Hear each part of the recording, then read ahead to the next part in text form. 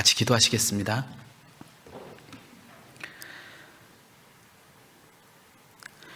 우리를 참으로 사랑하시는 고마우신 하나님 아버지, 우리를 구원해 주신 것 너무나 감사드립니다.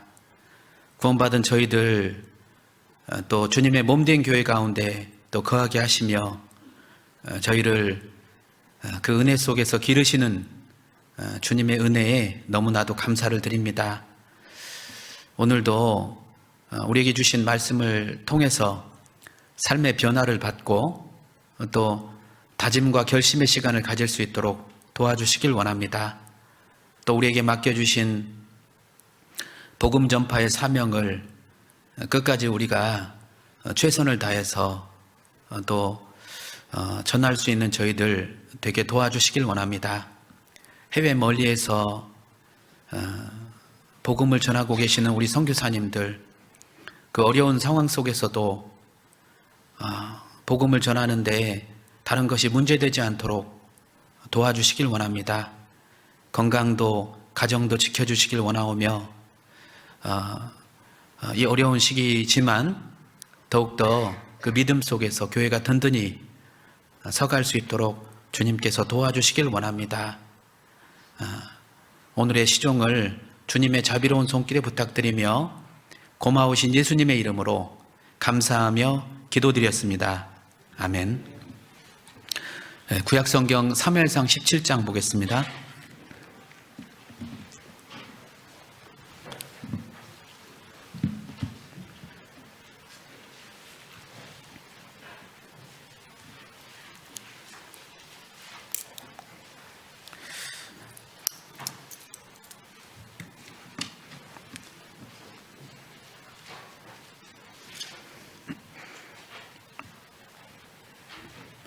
(17장)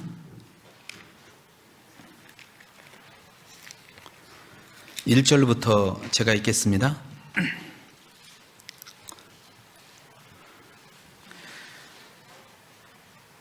블레셋 사람들이 그 군대를 모으고 싸우고자 하여 유다에 속한 소고에 모여 소고와 아세가 사이의 에베스 단면에 진침해 사울과 이스라엘 사람들을 모여서 엘라 골짜기에 진치고 블레셋 사람을 대하여 항우를 벌였으니 블레셋 사람은 이 편산에 섰고 이스라엘은 저 편산에 섰고 사이에는 골짜기가 있었더라. 자, 21절로 넘어와 보겠습니다. 이스라엘과 블레셋 사람이 항우를 벌이고 양군이 서로 대하였더라. 다윗이 그 짐 지키는 자의 손에 맡기고 군대로 달려가서 형들에게 문안하고 그들과 함께 말할 때에 마침 블레셋 사람의 싸움 도두는 가드 사람 골리앗이라 하는 자가 그 항우에서 나와서 전과 같은 말을 하매 다윗이 들으니라. 이스라엘 모든 사람이 그 사람을 보고 심히 두려워하여 그 앞에서 도망하며 더러는 가로되 너희가 이 올라온 사람을 보았느냐? 참으로 이스라엘을 모욕하러 왔도다. 그를 죽이는 사람은 왕이 많은 재물로 부하게 하고 그 딸을 그에게 주고 그 아비의 집을 이스라엘 중에서 자유하게 하시리라. 자, 26절은 같이 읽겠습니다. 다윗이 곁에 섰는 사람들에게 말하여 가로되 이 블레셋 사람을 죽여 이스라엘의 치욕을 제하는 사람에게는 어떠한 대우를 하겠느냐? 이 할례 없는 블레셋 사람이 누구간데 사시는 하나님의 군대를 모욕하겠느냐? 여기 오늘 사무엘상 17장의 내용을 가지고 성경을 좀 배우고자 합니다. 성경에서는 구원받은 우리를 군사로서 표현하고 있죠. 영적인 군사가 된 우리들은 불갑을 피할 수 없는 영적 전투를 매일의 삶 속에서 치르고 있습니다. 왜냐하면 매일매일의 삶 속에서 우리는 싸워야 될 영적인 대적이 있죠. 영적인 3대 대적이 누굽니까? 우리 육신과 세상과 사단 마귀와의 끊임없는 영적 전쟁 가운데 우리는 매일의 삶 속에서 살아가고 있습니다. 특히나 우리 지금 마지막 시대에 끊임없이 우리는 많은 유혹이 있고 또 육신적으로 우리를 괴롭히는 많은 일들이 있습니다. 그 가운데서 우리가 어떻게 승리하는 신앙생활을 할 수 있을까? 오늘 본문을 통해서 우리가 그 비결을 좀 배우고자 합니다. 방금 읽었던 본문은 지금으로부터 약 3,000년 전 아주 오래된 역사의 사건입니다. 당시 두 나라 간에 한참 전쟁이 벌어지고 있었는데요. 두 나라는 서로를 정복하지 못하면 지배를 받을 수밖에 없는 서로는 라이벌 관계였습니다. 이 두 나라가 어디냐면요. 바로 이제 이스라엘과 블레셋. 블레셋은 지금의 팔레스타인이죠. 두 나라는 한참 전쟁이 벌어지고 있었는데요. 여기 이 본문의 내용이 있기 이전에 사무엘상 14장으로 가보면 먼저 믹마스 전투가 있었습니다. 그 전투에서 사울의 아들인 요나단을 필두로 해서 전쟁에서 이스라엘은 대승을 거두게 됩니다. 블레셋 입장에서는 패했죠. 패했기 때문에 소력의 계기를 찾고 있었죠. 그래서 이제 전쟁에 대한 만반의 준비를 하고 그리고 이제 먼저 진영을 갖추고 에베스 단민의 진영을 갖추고 이제 이스라엘을 기다리고 있었죠. 그리고 이스라엘은 이제 부랴부랴 늦게 소식을 들어가지고 다시금 이제 엘라 골짜기에서 진을 치고 항우를 벌이고 있는 그런 상황입니다. 자, 이런 양군이 서로 대치하는 가운데 이제 어느 한쪽에서 건들면 터질 것 같은 그런 그 일촉즉발의 상황 속에서 이제 블레셋 쪽에서 한 장수 하나를 내보내게 되는데요. 그 장수가 바로 우리가 잘 알고 있는 골리앗이죠. 이 골리앗이 나와서 40일 조석간에 계속 이스라엘 군대를 향해서 모독적인 말을 던지게 됩니다. 그러면서 싸움을 돋우는 것이죠. 여기 9절, 17장 9절. 그가 능히 싸워서 나를 죽이면 우리가 너희의 종이 되겠고 만일 내가 이기어 그를 죽이면 너희가 우리의 종이 되어 우리를 섬길 것이니라. 이걸 쉽게 풀어보면요. 요즘 말로 하면 이런 얘기죠. 너희 중에 자신 있는 사람 한 사람 내어 보내서 나하고 맞짱 한번 뜨자라는 거예요. 만약 너희가 이기면 우리가 너희의 종이 되고 내가 이기면 너희가 우리의 종이 되어야 하리라. 자, 이런 그 모독적인 얘기를 하루 이틀도 아닌 40일 밤낮으로 나와서 계속 이스라엘을 향해서 그런 심한 말을 내뱉는데요. 누구도 선뜻 내가 저 짐승 같은 놈과 나가서 한번 싸워보겠느라고 나서는 이스라엘 중에는 어떤 군사도 없었던 거예요. 자, 그도 그럴 것은 이 골리앗이 주는 무시무시한 외모, 그 외모를 보고 이제 주눅이 다 들었던 것이죠. 이 골리앗은 굉장히 키가 컸잖아요. 여기 보시면 4절, 블레셋 사람의 진에서 싸움을 도두는 자가 왔는데 그 이름은 골리앗이요 가드 사람이라. 자, 그 신장은 6규빗 한 뼘이요 그랬잖아요. 규빗은 잘 아시죠? 우리 전도 집회 때 많이 들으시잖아요. 여기 팔꿈치부터 중지 끝까지 한 45cm 정도 됩니다. 이거를 계산해 보면 6규빗 한 뼘은 한 3m 정도 돼요. 3m 정도 되는 키에, 그리고 그가 들었던 그 창날의 무게만 이제 7kg 정도 되고, 그가 입었던 갑옷은 여기 5,000세겔이라고 그랬거든요. 한 57kg 정도 되는 어마어마한 그 갑옷을 입고 한 여자분들 그 몸무게만한 갑옷을 걸치고 나와서 이 창을 휘휘 젓고 있는데요. 창에 맞지 않아도 바람만 스쳐도 죽을 것 같은 그런 무시무시한 무기를 들고 나와서 겁을 주고 있는 것입니다. 그러니까 누구도 나서서 선뜻 내가 한번 싸워보겠느라고 용기를 내는 사람이 없었던 것이죠. 자, 여기 이 골리앗은 무엇을 상징하냐면요, 마귀를 상징하죠. 그리고 또 우리 육신의 그림자입니다. 여기 하나님께서 선택한 이스라엘, 그 이스라엘을 향해서 하나님도 모독하고 그리고 모욕적인 말을 던지고 그리고 또 이스라엘 군대를 향해서 이 모욕적인 말을 내뱉고 대적하는 그 골리앗처럼 마귀도 그렇죠. 하나님을 섬기며 따르는 그 백성들, 구원받은 그리스도인들을 대적하고 넘어뜨리려고 하는 것이죠. 저희 골리앗이 엄청난 무장을 하고 나왔듯이 성경에서는 마귀도 무장을 하고 돼 있다라고 돼 있습니다. 누가복음 11장 여기 접고요. 누가복음 11장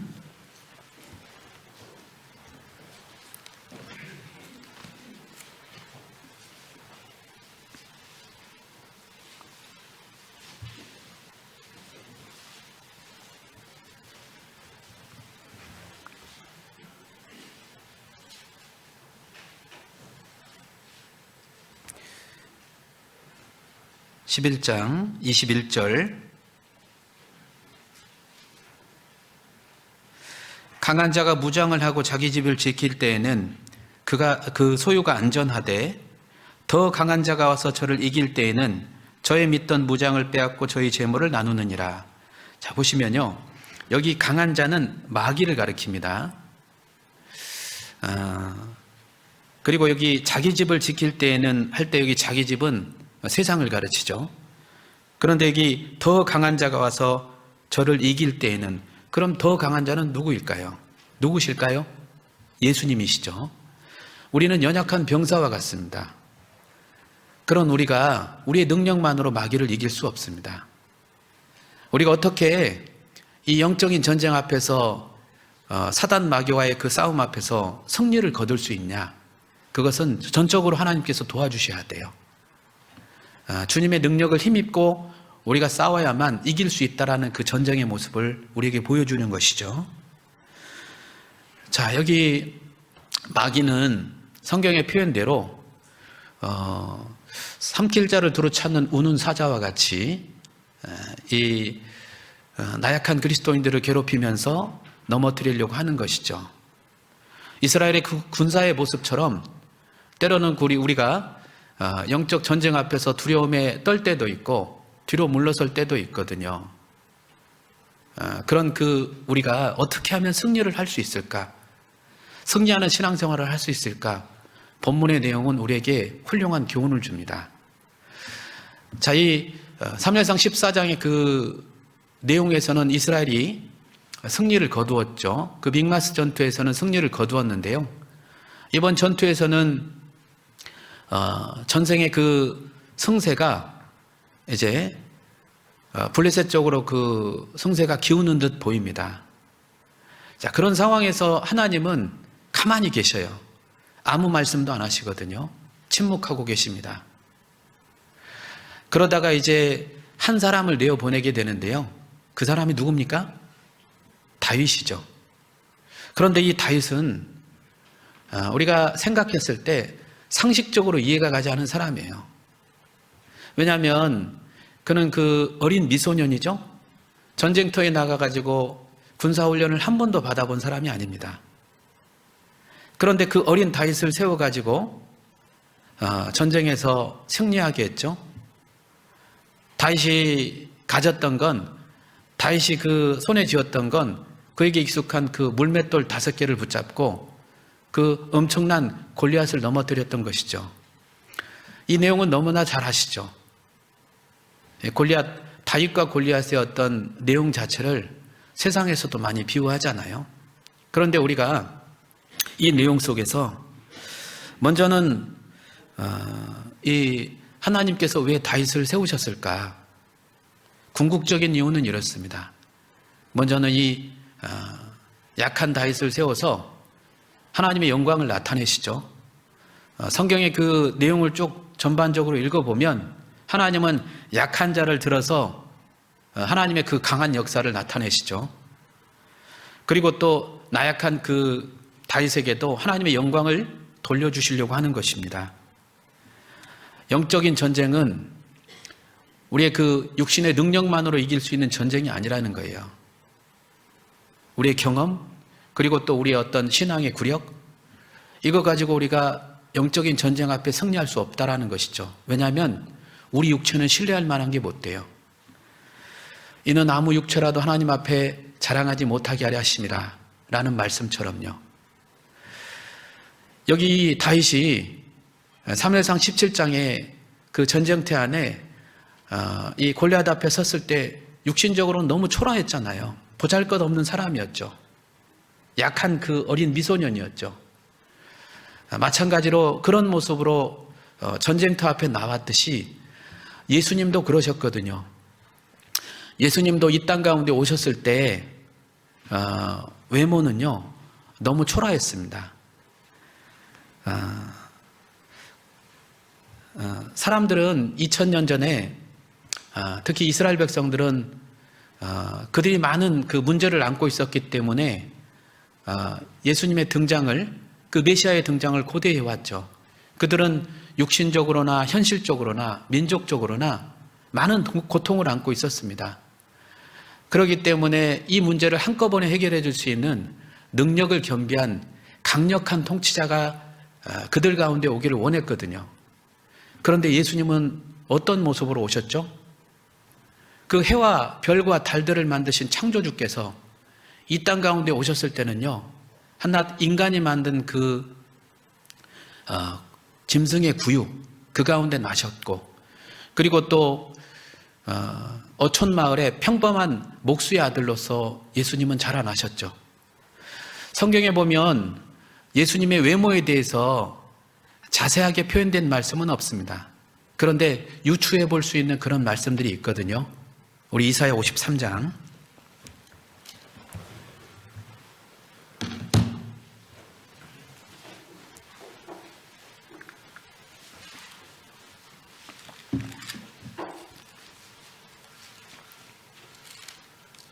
(53장) 2절입니다.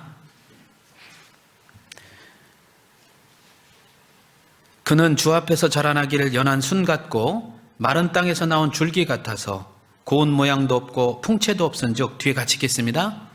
우리의 보기에 흠모할 아름다운 것이 없도다. 자, 그랬죠. 예수님은 육신적으로는 너무 초라한 모습이셨어요. 보잘것없는 모습이셨죠. 그런데 하나님께서는 그 연약하고 육신적으로 초라한 그 예수님을 들어서 구원 계획을 세우셨고 그 뜻을 이루셨죠. 바로 이 예수님의 마음을 붙잡고 일하셨던 것입니다. 예수님의 마음이 어떤 마음이셨죠? 겟세마네 동산에서 예수님 기도하셨잖아요. 나의 원대로 마옵시고 아버지의 뜻대로 되기를 원하나이다 했던 것처럼요. 예수님의 그 육신적인 조건이 아닌 예수님의 그 하나님의 뜻을 이루고자 한 온전한 마음, 그걸 들어서 하나님은 일하셨죠. 지금도 마찬가지입니다. 하나님은 쓰시는 사람이 있죠. 하나님께서 함께 역사하시고 일하시는 사람이 있어요. 그 사람은 바로 예수님처럼 마음의 중심이 바른 사람이죠. 예수님께서 이렇게 마음의 중심이 바른 마음으로 일하셨듯이 지금 이 순간에도 하나님의 역사를 이뤄가는 사람은 바로 마음의 중심이 바른 사람이죠. 세상에서는 비록 약하고 멸시받고 무시받는 사람이라고 환대받는 사람이라 할지라도요, 하나님이 쓰시는 사람은 그 약한 자, 비록 약한 자이지만 마음의 중심이 바른 사람을 통해서 일하신다라는 것이죠. 그리고 하나님의 뜻을 이뤄가는 것이죠. 약한 자를 부르시어 하늘 뜻을 전하셨다. 바로 이 다윗을 선택했을 때도 마찬가지였어요. 그는 비록 세상에서는 육신적으로는 보잘것없는 사람이었지만 그의 마음은 하나님 쓰시기에 너무나도 합당했던 사람이었죠. 사무엘상 16장 가보겠습니다.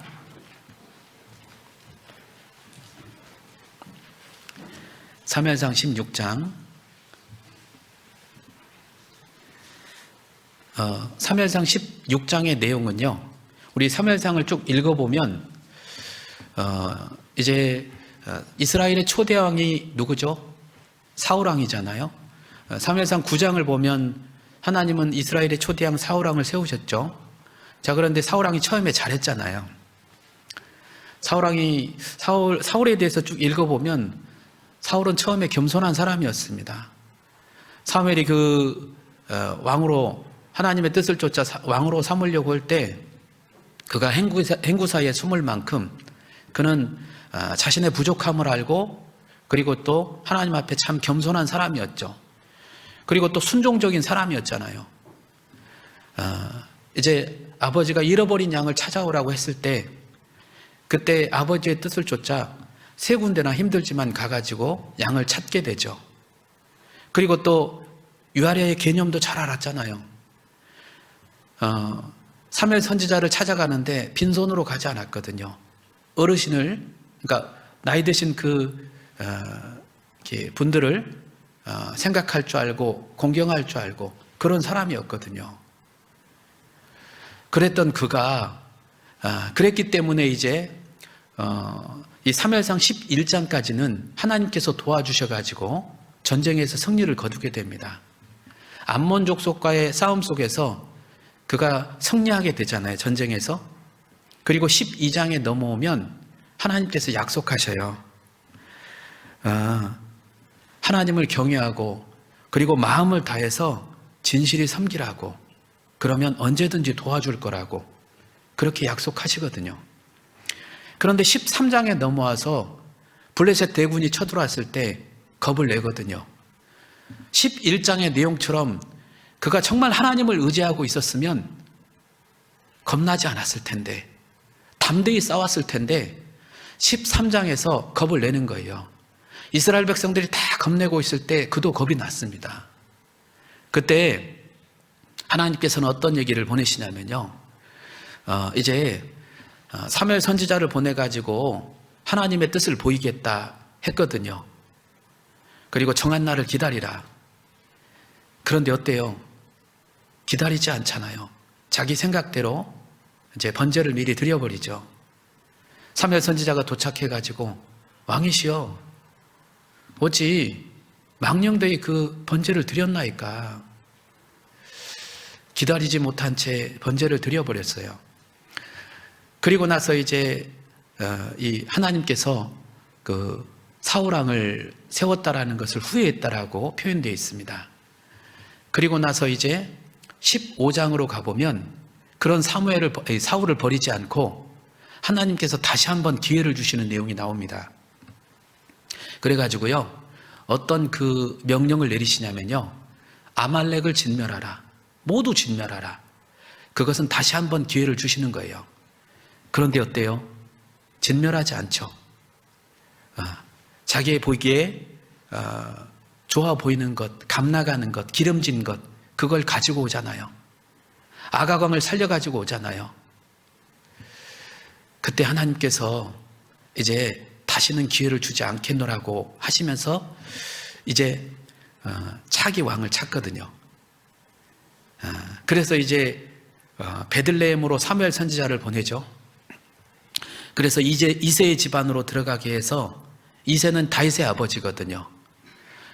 이새의 집안에 가가지고 이제 이새의 아들들을 쭉 살펴보는 가운데 이제 처음 그 사무엘 선지자의 눈에 들어왔던 사람이 누구였냐면요, 다윗의 큰형 엘리압이 딱 눈에 들어온 것입니다.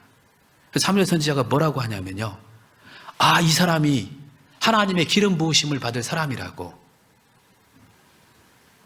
그 얘기를 딱 하니까 하나님께서 뭐라고 하시냐면요, 사무엘상 16장 6절, 그들이 오매 사무엘의 엘리압을 보고 마음에 이르기를 여호와의 기름 부으실 자가 과연 그 앞에 있도다 하였더니, 여호와께서 사무엘에게 이르시되, 뒤에 같이 읽겠습니다. 그의 용모와 신장을 보지 말라. 내가 이미 그를 버렸노라. 나의 보는 것은 사람과 같지 아니하니 사람은 외모를 보거니와 나 여호와는 중심을 보느니라. 아마 왜 사무엘 선지자가 이런 그 엘리압을 선택했을까? 사무엘 선지자의 눈에는 왕의 기준은 그런 줄 알았나 봐요. 사울을 처음 봤을 때 사울은요, 외모도 준수했죠. 그리고 많은 어떤 그 조건을 갖추고 있었잖아요. 자, 그런데 하나님은 중심을 보셨다라는 것이죠. 이제 하나님께서는 다윗을 선택했고, 그리고 다윗은 목동의 시절을 거쳐서 왕이 올랐습니다. 그 가운데서 비록 육신적으로 너무나 나약했던 그 다윗을 하나님은 도우셔가지고 많은 전쟁에서 승리를 거두게 되죠. 전쟁을 치르는 가운데 그는 하나님의 도우심을 힘입어서 이제 왕위에까지 오르게 되었습니다. 왕위에 올라서 이제 나라도 이렇게 안정시켰고, 그리고 또 주변 나라도 많이 정복했잖아요. 평안의 시기가 찾아온 거예요. 그러던 어느 날 그에게도 신앙의 그 위기가 찾아온 것입니다. 아직 전쟁이 남아있기 때문에 전쟁터 앞에 나가서 함께 진두지휘하면서 함께 싸워야 되는데요.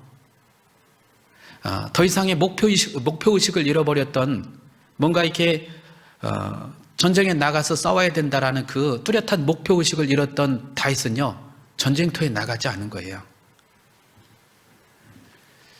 이제 저녁 늦게 이제 침상에서 이렇게 일어나서 그리고 이제 옥상을 거니는데 한 여인이 목욕을 하는 장면을 보게 됩니다.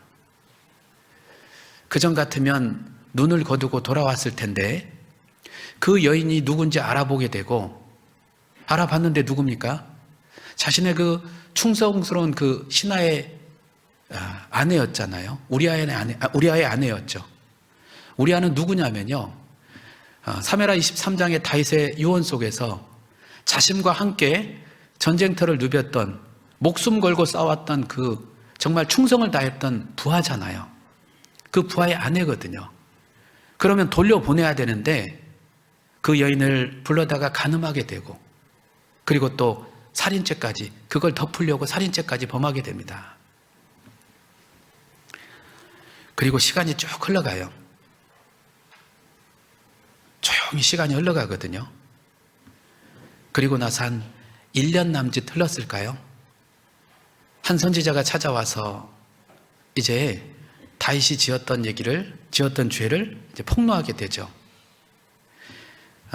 가난한 자의 양새끼를 빼앗는 비유를 들어가지고 이제 다윗의 죄를 이렇게 폭로하게 되는데요. 처음에 다윗이 그 얘기를 듣고 마땅히 그런 사람은 죽여야 된다고, 그런 욕심 많은 사람은 죽여야 된다고 그 얘기를 했을 때 그 나단 선지자가 당신이 그 사람입니다. 탁 찔렀죠. 그 얘기가 비수처럼 탁 꽂혔습니다.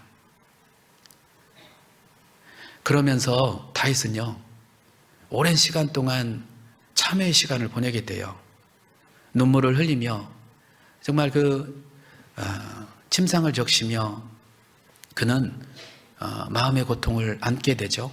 그러면서 많은 그 참회의 시편을 쓰게 되는데 그 유명한 시편이 있습니다. 우리가 알고 있는 시편 51편.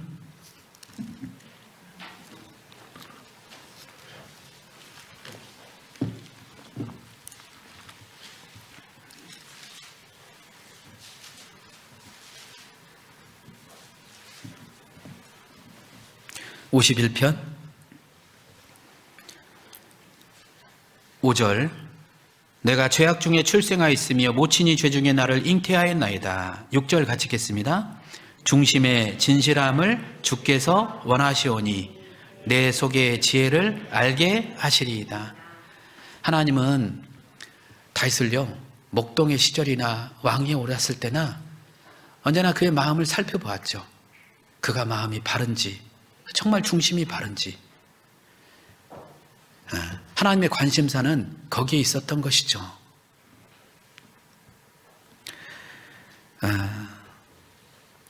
자, 이것처럼요, 누군가를 쓰시기 위한 조건이 있다면 먼저 그 사람 마음이 어떤지, 그 중심이 바른지 그렇지 않은지 그걸 먼저 살펴보신다라는 거예요. 우리 잘 알고 있는 예수님의 그 수제자 베드로 어떤 성격입니까?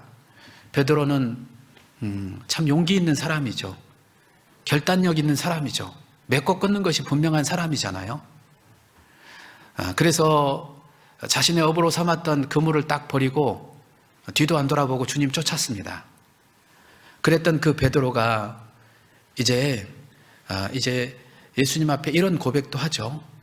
다른 제자들은 다 버릴지라도 저는 목숨을 버려서까지 주님 버리지 않겠습니다. 그래 고백했잖아요. 그런데 마태복음 26장에 보면 보기 좋게 예수님을 3번이나 부인하죠. 십자가에서 그 예수님의 예언대로 닭이 울 때 나를 3번씩이나 네가 나를 부인하리라. 그 예언처럼 예수님을 3번씩이나 부인했던 베드로, 닭이 울 때 그도 함께 울었죠. 그러면서 이제 예수님은 예언대로 돌아가시고 사흘 만에 부활하셨습니다. 부활하신 예수님을 이제 제자들이 함께 만나서 함께 기뻐하고 즐거워할 때 다른 제자들은 다 기뻐하는데요. 베드로는 그럴 수 없었겠죠. 왜냐하면 자기가 했던 얘기가 있잖아요. 다른 사람들은 다 버려도 저는 주님 버리지 않겠습니다. 그 얘기가 마음속에서 계속 맴돌았을 거예요. 그러니까 예수님은 베드로를 용서한다고 하더라도 자기 스스로가 용서가 안 됐을 거예요. 내가 어떻게 그럴 수 있냐고. 내가 그런 얘기까지 했는데, 그런 고백까지 했는데 내가 어떻게 그럴 수 있냐고. 그러니까 자기가 너무 미웠겠죠. 그런 자기가 너무 싫었겠죠. 아마도 바닷가 한켠에서 자신은 함께 즐거워하지 못하고 고개를 떨구고 있는데 예수님께서 찾아오셔요. 오셔가지고 그 옛날 처음 자신에게 불러주었던 그 이름을 다시 한번 불러주셔요. 요한의 아들 시몬아, 그러면서 네가 나를 진짜 사랑하느냐? 요한의 아들 시몬아, 내가 나를 사랑하느냐? 3번 물으시잖아요. 예, 내가 주를 사랑하는 줄 주께서 아시나이다. 예수님은 베드로의 진심을 보았죠. 그가 진짜 이제 나를 사랑하는구나 라는 것을 진짜 알았어요. 그러면서 다시 한번 글을 쓰시기 이제 시작하죠. 내 양을 먹이라, 내 양을 치라. 자, 이처럼 마음이 바르게 회복되자 그와 함께 일하게 되었죠. 이처럼 하나님이 쓰시기 위한 조건이 있다면 마음의 중심이 바른 사람이죠. 왜냐하면 자 보세요. 사무엘상 17장의 그 전쟁통 안에는 경험 많은 사람들이 많았습니다. 그간의 전쟁터를 누볐던 경험 많고 능력이 많은 사람이 얼마나 많았습니까? 사울 왕은 큰 칼을 찼죠. 그리고 그의 외모는 백성들보다 키가 어깨 위에 더하더라 할 만큼 외모도 준수했잖아요. 그는 쓰임받지 못했습니다. 그리고 또 사무엘상 14장의 그 믹마스 전투에서 혁혁한 공을 세웠던 요나단도 이번 전투에서는 쓰임받지 못했어요. 그리고 아브넬 장군도 있었죠. 아브넬 장군도 그 속에 없었습니다. 왜 이렇게 외적으로는 능력을 가졌던 사람들이 쓰임을 받지 못하고 왜 어린 다윗을 하나님은 멀리서 불러다가 글을 쓰셨을까? 거기에는요, 전쟁터 안에는 마음이 바른 사람이 없었던 거예요. 하나님과의 관계 속에서 다 멀어져 있었던 것이죠. 그러니 하나님은 이 전쟁을 이기기 위해서 어린 다윗을 불러다가 전쟁에서 승리케 한 것입니다. 다윗이 어떤 능력이 있습니까?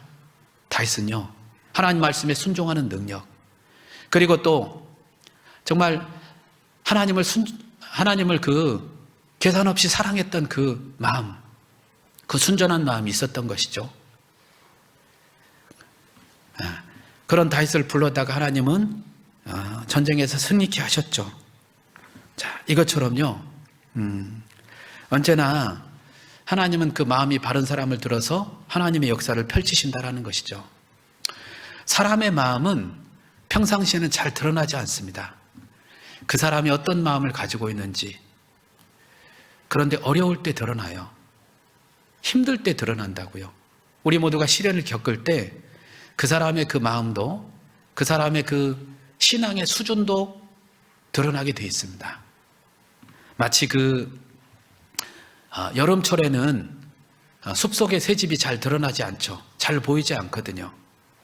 언제 보이냐면요, 찬바람이 일고 눈보라가 치고 추운 겨울이 오면 그 앙상한 새집이 드러나듯, 마찬가지로 그 사람의 그 믿음의 진가, 그리고 마음의 상태, 이런 것은 언제 드러나냐면요, 어려움을 겪어볼 때입니다. 어려움을 겪지 않고 시간이 흘러가잖아요. 그러면 자신이 꽤 괜찮은 사람이라고 생각할 수도 있습니다. 평안한 시기, 뭔가 부족함이 없는 시기에는 그렇죠, 우리 신앙생활 부족함 없이 어려움 없이 할 수 있겠죠. 그런데 힘들고 어려울 때, 그때 내가 정말 하나님을 어떤 마음으로 믿고 있는지, 내 믿음이 어떠한지 그때 드러나는 거예요. 여러분이 코로나를 통해서, 이 어려운 시기를 통해서 과연 하나님은 우리에게 무엇을 보실까요? 무엇을 하나님은 생각하셨기에 이런 시기를 주셨을 거라 생각하십니까? 믿지 않는 사람에게는 이 고통을 통해서 하나님께 돌아오라고, 너 인생들은 장래일을 알지 못하기 때문에, 너희는 나약한 인간에 불과하기 때문에, 하루살이에 눌려 죽을 인생에 불과하기 때문에 하나님께, 창조주 하나님께 돌아오라고, 그 메시지겠죠? 구원받은 우리에게는요, 우리에게 어떤 걸 뜻하시는 걸까요? 이 어려움 속에서 우리의 믿음을 보시는 겁니다. 인자가 올 때 믿음을 보겠다 했으니까요. 내 믿음이 어떠한지 어려움 속에 드러나는 거예요. 여기 사무엘상 17장 속에서 다윗의 그 믿음의 진가가 드러난 것입니다. 전쟁통 속에서 그가 얼마나 정말 하나님을 사랑했는지, 그리고 또 하나님을 향한 믿음이 있었는지에 대해서 여실히 드러난 것입니다.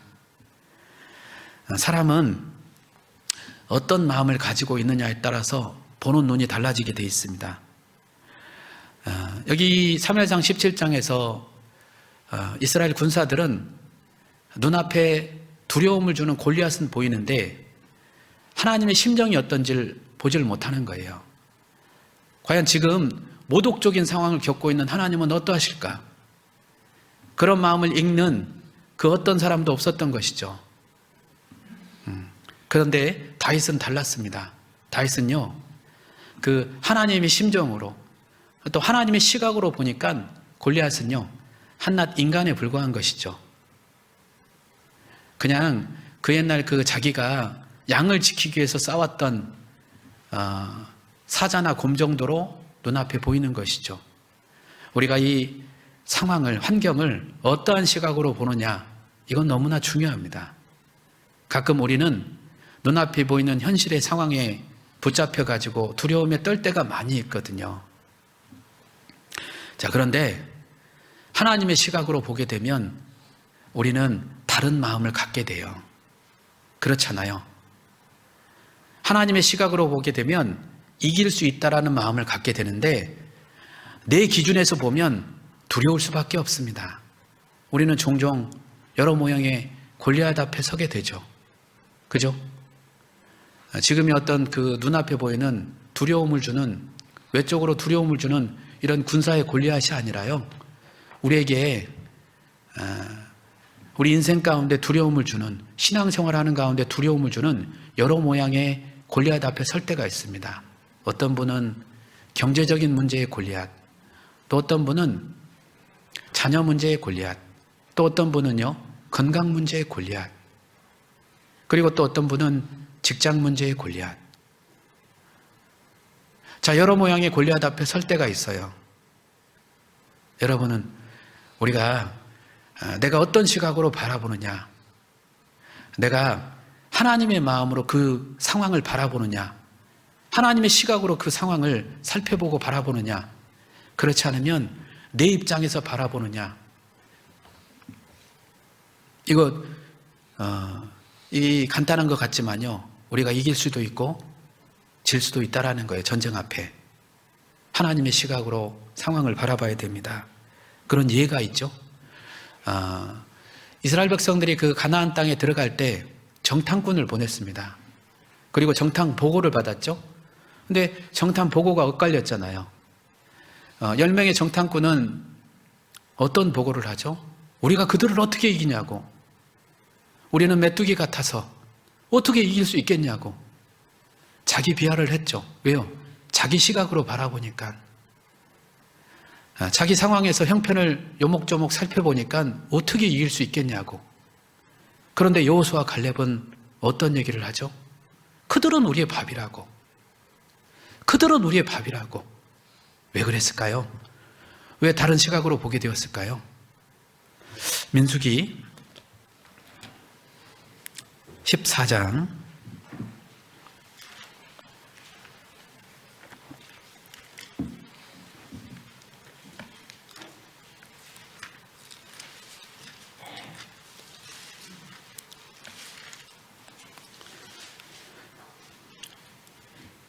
13장 30절부터 제가 읽겠습니다. 갈렙이 모세 앞에서 백성을 안돈시켜 가로되 우리가 곧 올라가서 그 땅을 취하자 능히 이기리라 하나 그와 함께 올라갔던 사람들은 가로되 우리는 능히 올라가서 그 백성을 치지 못하리라. 그들은 우리보다 강하니라 하고 이스라엘 자손 앞에서 그 탐지한 땅을 악평하여 가로되 우리가 도로다니며 탐지한 땅은 그 거민을 삼키는 땅이요 거기서 본 모든 백성은 신장이 장대한 자들이며 거기서 또 네피림 후손 아낙 자손 대장부들을 보았나니 우리는 스스로 보기에도 메뚜기 같으니 그들의 보기에도 그와 같았을 것이니라. 네, 자기 시각으로 보니까요 두려움을 주는 상대라고 생각을 하는 것이죠. 자, 그리고 14장 9절 오직 여호와를 거역하지 말라. 또 그 땅 백성을 두려워하지 말라. 뒤에 같이 읽겠습니다. 그들은 우리의 밥이라. 여기 여호수아 갈렙은 그들은 우리의 밥이라 이런 얘기를 했죠. 왜일까요? 자, 여기 14장 22절 나의 영광과 애굽과 광야에서 행한 나의 이적을 보고도 이같이 10번이나 나를 시험하고 내 목소리를 청종치 아니한 그 사람들은 내가 그 조상들에게 맹세한 땅을 결단코 보지 못할 것이요 또 나를 멸시한 사람들은 하나라도 그것을 보지 못하리라. 24절 같이 읽겠습니다. 오직 내 종 갈렙은 그 마음이 그들과 달라서 나를 온전히 쫓았은즉 그의 갔던 땅으로 내가 그를 인도하여 드리리니 그 자손이 그 땅을 차지하리라. 예, 마음이 달라서 그래요. 마음이 달라서. 마음이 다르니까 보는 눈이 달라지죠.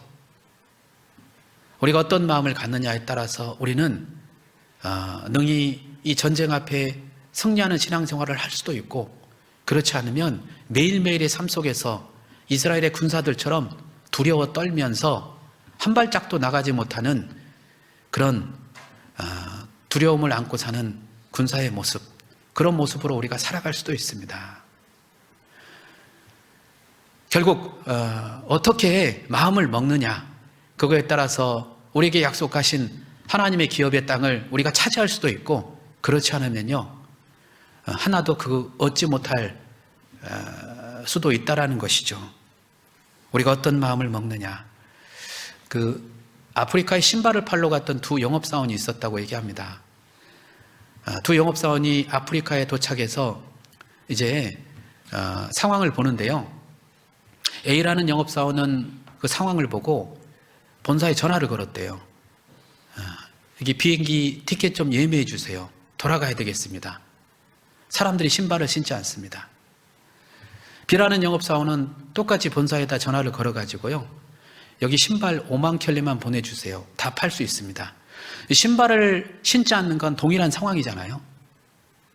그런데 어떤 사람은 신발을 팔 수 있다. 어떤 사람은요, 안 된다 얘기.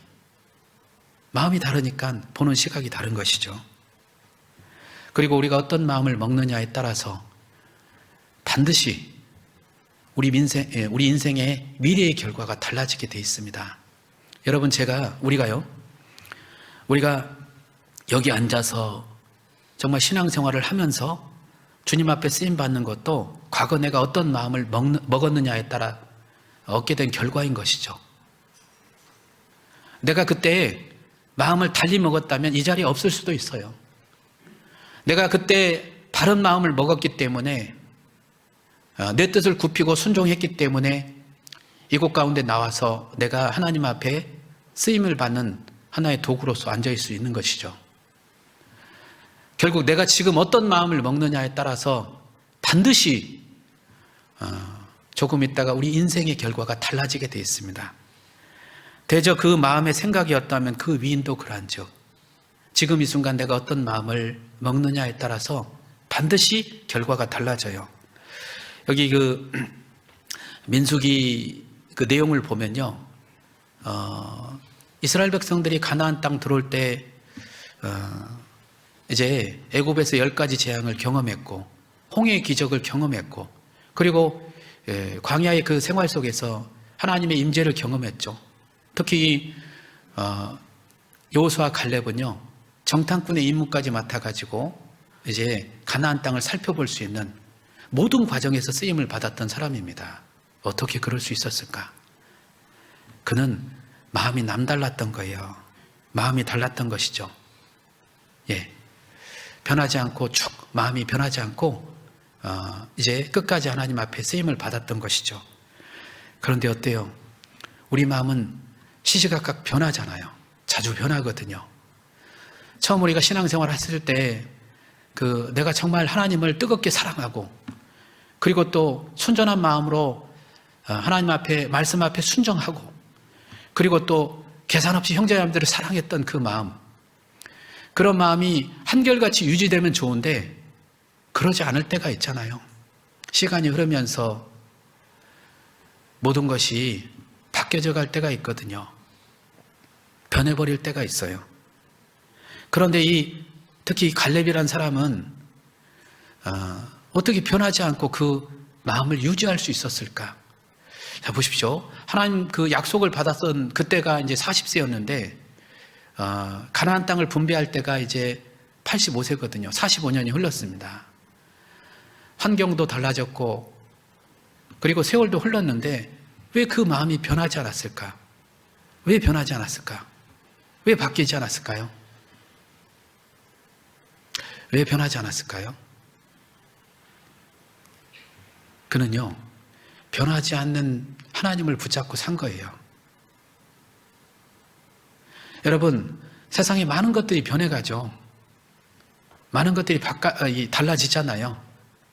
우리는 분명 과거에 비해서 삶의 질이 달라지긴 했죠. 우리나라 잘 살잖아요. 그것만 바뀌었습니까? 사람들의 가치관이 많이 변하고 있죠. 바뀌어져 가고 있죠. 생각들이 많이 바뀌어져 가죠. 네. 사람들이 옛날에 비해서 이렇게 전도할 때 보면 옛날과 다르게 마음이 순수하지가 않습니다. 생각들이 그렇게 깨끗하지가 않아요. 전하는 대로 너무 힘들어요. 자, 그런데 세상이 변하고 사람들의 모습들이 변하고 생각들이 변해가는데 무엇은 결코 변하지 않을까요? 하나님은 변하시잖아요. 하나님이 변했습니까? 세상이 변한 것이지. 하나님은 변하시지 않습니다. 각양 좋은 은사와 온전한 선물이 다 위로부터 빛들의 아버지께로 내려오나니 그는 변함도 없으시고 회전하는 그림자도 없으시니라. 하나님은 변하시지 않거든요. 그리고 또 뭐가 변하지 않을까요? 말씀은 변하지 않아요. 네, 율법의 1.1획이라도 떨어지지 않고 다 이루리라. 말씀이 변했습니까? 하나님이 변했습니까? 내가 변한 것이죠. 내가 변해버린 것이죠.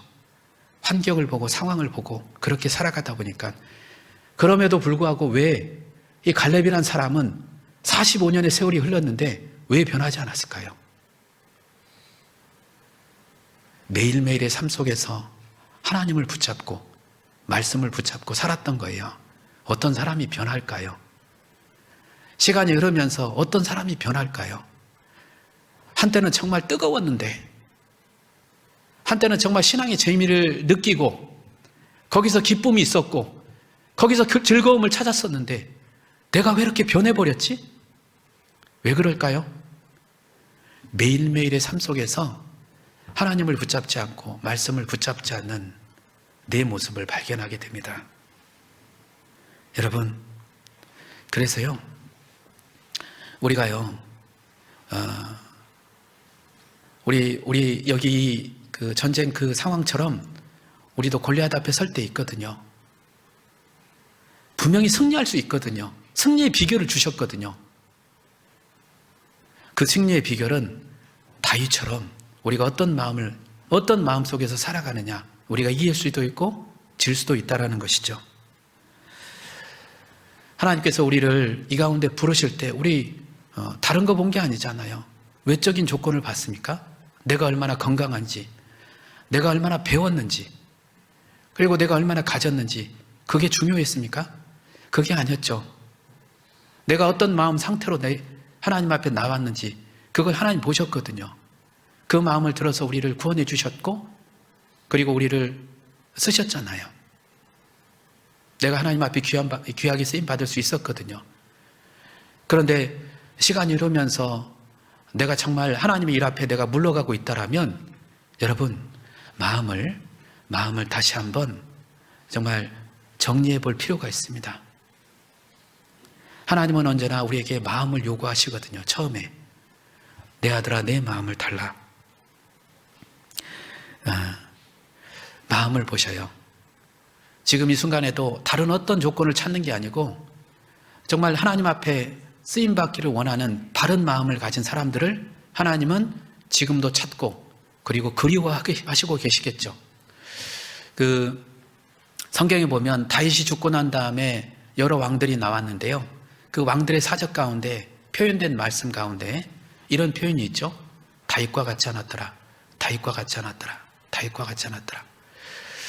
왜죠? 다윗보다 육신적으로 외적으로 뛰어난 사람들 많았거든요. 네. 조건이 좋았던 사람들도 많이 있었거든요. 그런데 왜 하나님은 그들의 그 모습 속에서 다윗을 그리워하고 있었을까? 다윗과 같은 마음이 없는 거예요. 예.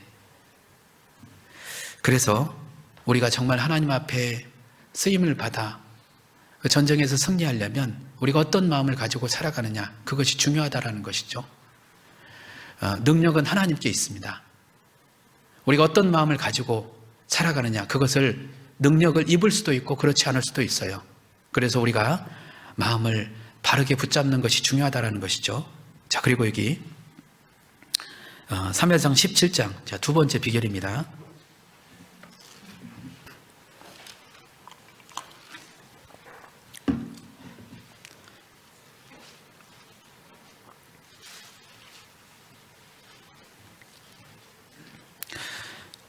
(26절)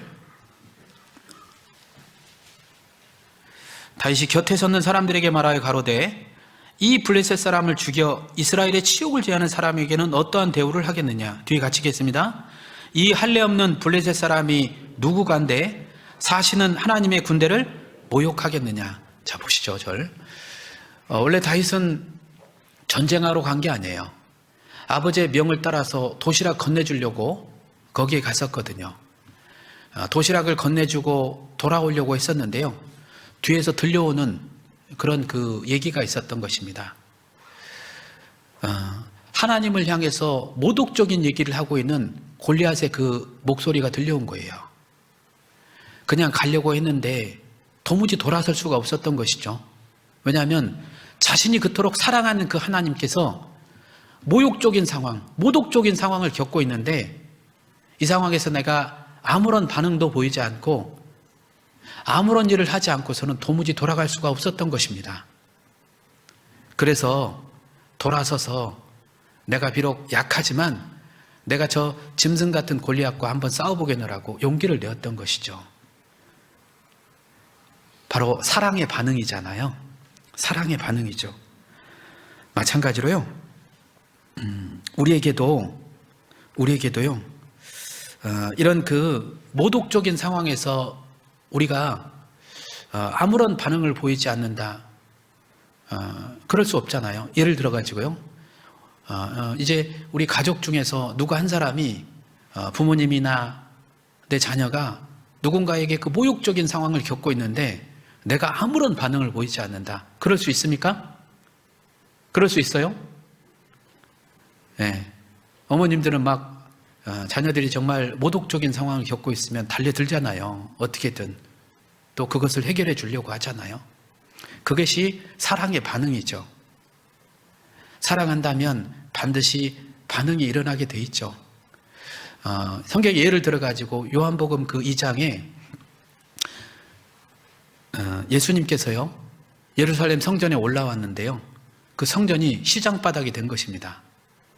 사람들은 거기서 이제 기도하는 장소인데 거기서 이제 돈을 환전하고 이 짐승을 팔고 나누고 이득을 취하고 있죠. 그런데 거기서 그 상황을 누구도 이 기억을 못하는 거예요. 왜냐하면 힘 있는 종교가들이 꽉 붙잡고 있었죠. 그때 예수님께서 채찍을 들으셨습니다. 채찍을 들어가지고 다 쫓아내셨죠. 다 나가라고. 여기는 기도하는 장소라고 다 쫓아내셨어요.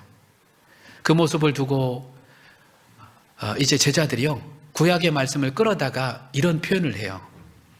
주의 전을 사모하는 열심히 나를 삼키리라 한 것을 기억하더라. 예수님이 그토록 그 하나님의 성전을 정말 사랑했다라는 것, 사모했다라는 것을 생각한 거죠. 사무엘상 15장에 우리 본문 앞장에 보면요, 그 하나님의 명을 따라서 사울은 아말렉을 진멸하고 아각을 죽였어야 되는데요. 아각을 살려가지고 오잖아요. 그걸 사무엘 선지자가 본 것입니다. 그래가지고 사무엘 선지자가요 칼을 들었어요. 그 온유한 사무엘 선지자가 칼을 들어가지고 아각을 찍어 쪼개는 거예요. 찔러 찍어 쪼개는 거예요. 왜죠? 그 온유한 사무엘 선지자에게도 하나님을 사랑하는 마음이 있었거든요. 그 늙은 선지자에게도요 하나님을 사랑하는 마음이 있었습니다. 자, 이처럼 다윗은 사무엘상 17장의 그 다윗은요 차라리 이 자리에서 내가 죽는다 할지라도 내가 목숨을 버렸어도 하나님의 사랑을 저버리지 않겠다, 그렇게 마음을 먹은 거예요. 주의 인자가 생명보다 나음으로 차라리 이 자리에서 내가 죽는다 할지라도 내가 그 사랑을 외면하지 않겠다, 그런 마음이었던 것이죠. 여러분 잘 보십시오. 우리는 사는 모습도 다르고 그리고 또 배움도 다르고 그리고 배움의 수준도 다르고 그리고 또 연령대도 다르고 살아가는 방식도 다를 수 있죠. 그런데 우리가 동일한 건 무엇입니까? 우리가 무엇 때문에 이 자리에서 함께 모여서 말씀을 듣고 그리고 함께 교제를 나누죠? 예? 우리가 동일한 게 무엇입니까? 베드로전서 1장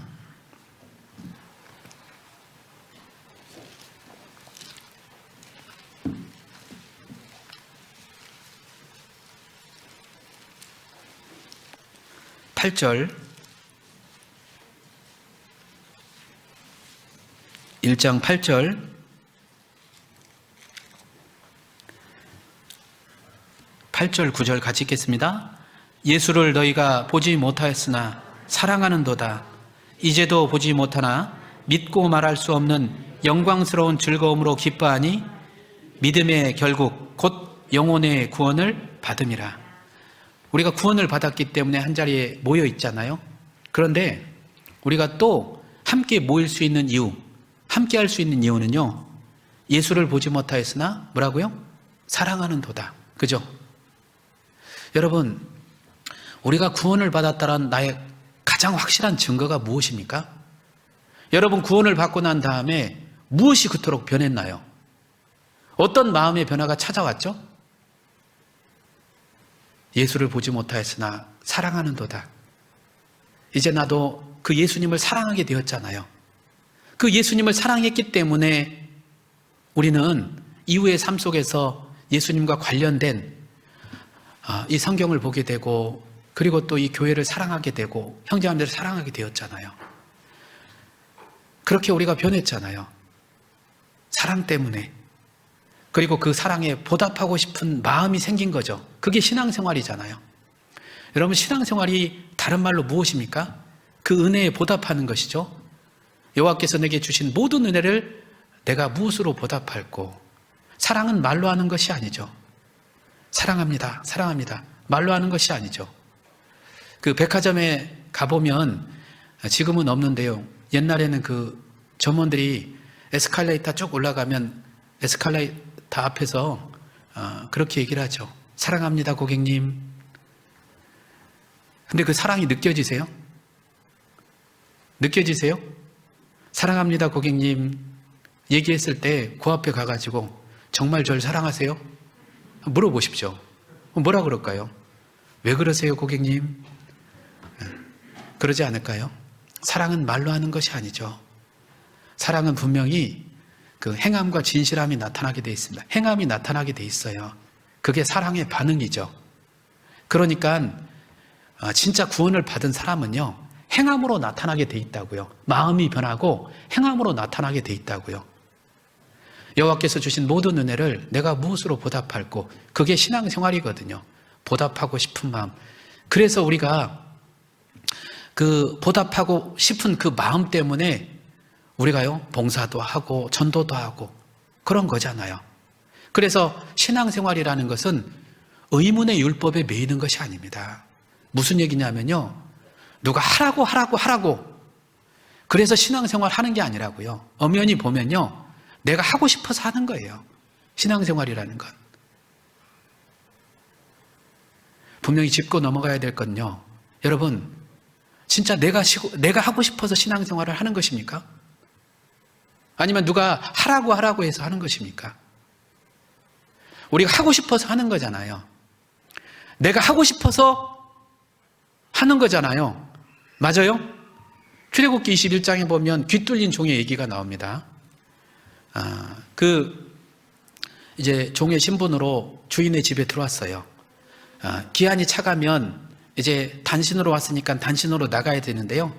주인이 결혼도 시켜주죠. 그리고 이 자식들도 낳았잖아요. 그러면서 이제 표현하기를 내가 주인도 사랑하고 그리고 또 아내와 자식들을 사랑하니까 나는 여기서 영영이 종이 되겠습니다. 사랑하니까 종이 되겠습니다. 사랑하니까 스스로 종이 되겠습니다. 우리 그런 선택한 거 아닙니까? 그래서 그 표식으로 귀에다 여기 귀에다가요 뚫죠. 송곳으로 뚫죠.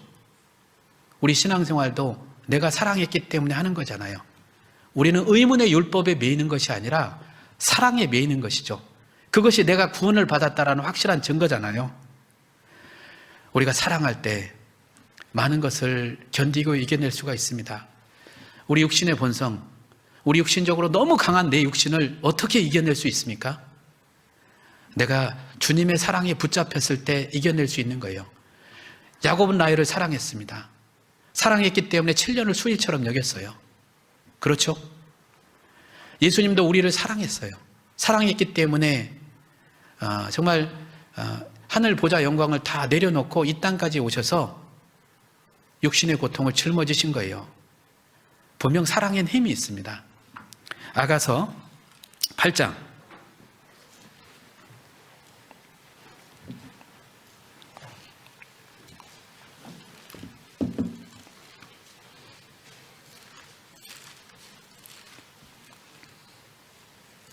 아가서 8장 6절 너는 나를 인같이 마음에 품고 도장같이 팔에 두라. 인같이 마음에 품고 도장같이 팔에 두라. 뭘요? 주님의 사랑을 버리지 말라라는 거예요. 사랑은 죽음같이 강하고 투기는 음부같이 잔혹하며 불같이 일어나니 그 기세가 여호와의 불과 같으니라. 사랑에 붙잡힐 때 우리는요 정말 많은 일들을 힘있게 감당할 수 있죠. 이 사랑은 많은 물이 꺼지지 못하겠고 홍수라도 엄물하지 못하나니 사람이 그 온 가산을 다 주고 사랑과 바꾸려 할지라도 오히려 멸시를 받으리라. 여러분, 우리가 받은 십자가의 사랑과 무엇과 바꾸겠냐 이거예요. 바꿀 수 없죠. 그 사랑 때문에. 그것 때문에 우리가 많은 것을 이겨낼 수 있었잖아요. 우리는 신앙생활 하는 가운데 많은 죄의 유혹이 있습니다. 그죠? 누가 직장생활 하는 가운데 술 한잔 마시자고, 그리고 노래방 한번 가자고, 나 이제 다시는 안 가. 다시는 안 마셔. 단호히 거절할 수 있는 것도요, 내가 주님을 사랑했기 때문에 그렇습니다. 우리는 어찌 보면 주님을 몰랐을 때, 사랑을 몰랐기 때문에 너무나 때로는 이기적인 모습으로 살아갈 때가 있었죠. 세상의 것을 움켜잡으려고, 모으려고만 했던 나에게도 이제는 나눠주는 사람으로, 베푸는 사람으로 바뀔 수 있었던 이유가 무엇일까요? 그리스도의 사랑 때문이었죠. 왜냐하면 주님이 우리를 그렇게 사랑하셨기 때문에요. 그리고 유행가를 부르던 내 입술 속에서 이제는 감사의 찬송이 나오고, 굽히지 않던 자존심, 그것을 내려놓고 마음에 상처를 주는 그 형제 자매들에게 이제는 넓은 마음으로 용납하고 이해해주고, 그것도 사랑 때문입니다. 사랑이 있기 때문에 그래, 참아야지, 덮어야지, 넘어가잖아요. 그리고 또 전도한다라는 게 얼마나 힘듭니까? 나를 좋아하는 사람에게도 찾아가는 게 어려운데, 나를 미워하고 나를 싫어하고 나를 반갑게 맞이해주지 않는 사람에게 내가 말씀을 전하고 복음을 전한다라는 게 그 쉬운 일이 아니죠. 그런데 그런 사람에게도 굽히지 않고 비아냥거려도 손가락질해도 다시 한번 찾아가가지고 말씀 한번 들어달라고 강권하는 것도 사랑 때문이죠. 그리스도의 사랑이 우리를 강권하고 있기 때문에 그렇죠. 여러분, 사랑이 식는다면 여기 사무엘상 17장의 그 모습, 군사들의 그 군인들의 모습처럼요, 더 이상 하나님도 그들을 주목하지 않을 것입니다. 다른 사람을 찾을 거예요. 그리고 우리는 이제 하나님의 일 앞에 계속 물러갈 거예요. 전도의 열망도 꺼지죠. 봉사도 이제 우리가 이제 안 하게 되죠. 교제도 이제 멀어지게 되죠. 그 모든 밑바탕 안에는 사랑의 힘이 있어야만 가능한 것입니다. 그래서 사도 바울은요, 우리 그 신앙의 그 원동력은 사랑이라고 얘기하고 있습니다. 그가 이제 사역의 길을 마쳐갈 때 자신이 그토록 힘든 그 여정을 넘어올 수 있었던 그 비결이 무엇이었는지 그가 간증을 하는 내용이 고린도후서인데요.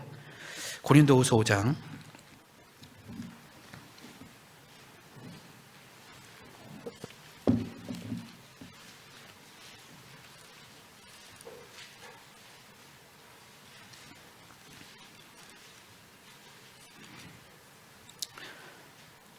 15절,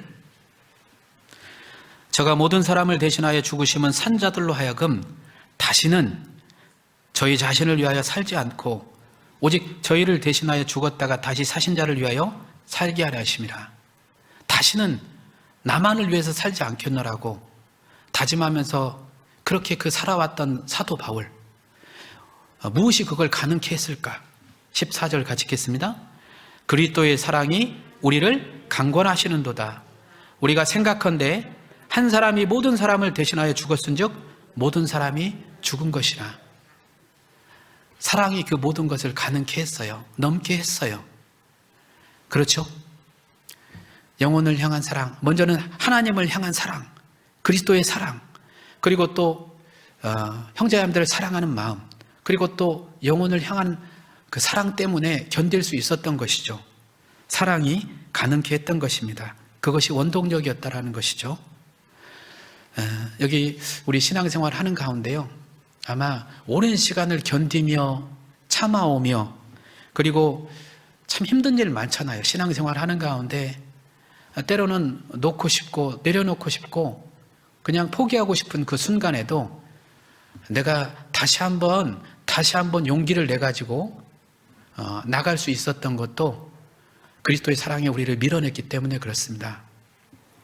그리고 비록 힘든 일도 또 어려운 일도 그것을 기쁨으로 승화시키고 즐거움으로 우리를 바꿔주었던 것도, 그것도 사랑 때문이죠.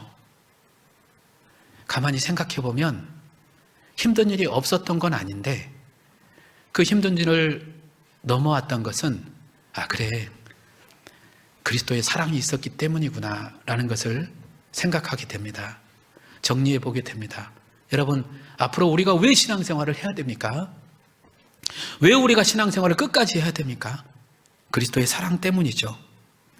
가만히 되돌아보면 우리는 죄의 유혹의 순간도 많았죠. 그런데 그때 내가 단호히, 내가 설령 다른 사람에게 별종이라고 얘기를 듣고 따돌림을 받아도 내가 단호히 돌아설 수 있었던 것도 그 순간 생각났던 게 바로 그리스도의 사랑 때문이었죠.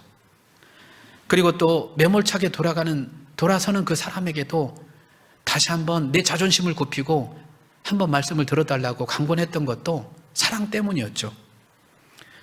오해와 판단을 받으면서 그리고 참고 이 자리에 나올 수 있었던 것도 사랑이 가능케 했기 때문에 그렇습니다. 성취하는 몸으로 이젠 놓고 싶은데 다시 한번 나가가지고 또 봉사의 차에 참여하고, 그리고 형편이 어렵지만 나도 뭔가 교회를 위해서 그렇게 헌신하고 싶다, 뭔가 드리고 싶다, 그걸 가능케 했던 것도 사랑 때문이죠. 예, 사랑 때문이죠. 그 사랑이 우리를 이끌어온 것입니다. 그 사랑이 우리를 참고 견디게 한 것입니다. 그 사랑이 우리를 바꿔온 것이죠. 그리고 나와 내 주변을 바꿔온 것이죠. 여러분, 우리는 이제 왜 신앙생활을 하느냐라고 누가 묻는다면 고백할 수 있어야 되잖아요. 주님을 사랑하고, 그리고 또 먼 훗날 우리에게 주실 약속의 그 기업이 있기 때문에, 그리고 또 천국을 바라보기 때문에 하는 것이라고. 그래서 청교도인들은요, 그들은 그 삶에 이런 마음이 있었다고 합니다. 주님께 사랑을 받아서 영혼을 건지며 살 수만 있다면, 주님이 나에게 한없는 미소로 나를 반겨주신다면 나는 어떤 고생과 자갈밭에 구를지라도 내가 그렇게 하겠습니다. 그렇죠. 우리 그렇게 살아봐야 되잖아요. 그런 기회를 주신 거잖아요. 여기 고린도후서 여기 5장 17절 여기 같이 읽겠습니다. 그런즉 누구든지 그리스도 안에 있으면 새로운 피조물이라, 이전 것은 지나갔으니 보라 다 새 것이 되었도다. 여러분, 다 우리가 새 것이 된 거예요. 새 것이 된 것입니다. 우리를 완전히 바꿔놓으신 거예요. 신분도 바꿔놓으셨죠. 바꿔놓으셨어요. 자, 이 자리에서 우리가 얼마나 배웠는지, 건강한지, 그리고 또 내가 얼마나 잘났는지 못났는지 하나님 그거 보십니까? 우리를 완전히 동일한 출발 석상에서 우리를 새롭게 한번 살아보라고 기회를 주신 것이죠. 그렇죠? 한번 이 승리의 깃발을 들고 정말 최선을 다해서 달려가서 너희가 정말 원하는 그 기업의 땅을 차지해 보라고, 그리고 그 땅에다가 깃발을 꽂으라고, 발바닥으로 밟는 땅마다 너희 기업이 되게 하리라. 분명히 우리에게 동일한 기회를 주셨잖아요. 모든 사람에게 기회를 주셨잖아요. 그런데 어떤 사람은 그걸 잊어버리고 그냥 그 자리에 머물고 있는 사람이 있어요. 10년이 지나고 20년이 지나도 그런 사람이 있는가 반면에 짧은 시간이지만 정말 열심히 뛰어가는 사람이 있습니다. 열심히 달려가는 사람이 있어요. 약속의 땅은 그 사람들의 차지입니다. 여러분, 기회의 시간입니다.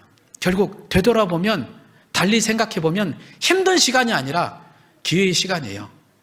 누가 그 땅을 차지하고 있느냐, 이 순간에도 정말 뜨겁게 주님을 사랑하면서 하나님의 약속을 바라보면서 달려가고 있는 그리스도인들, 약속의 땅은 그들의 차지입니다.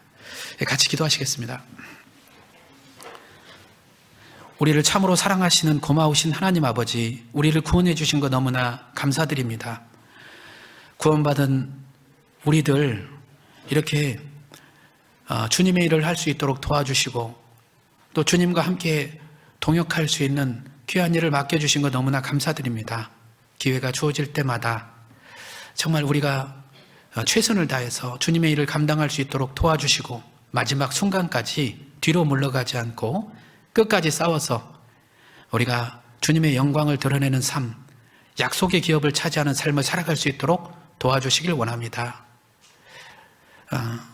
저희를 도와주시고 또 저희와 함께 해주시길 원합니다. 고마우신 예수님의 이름으로 감사하며 기도드렸습니다. 아멘.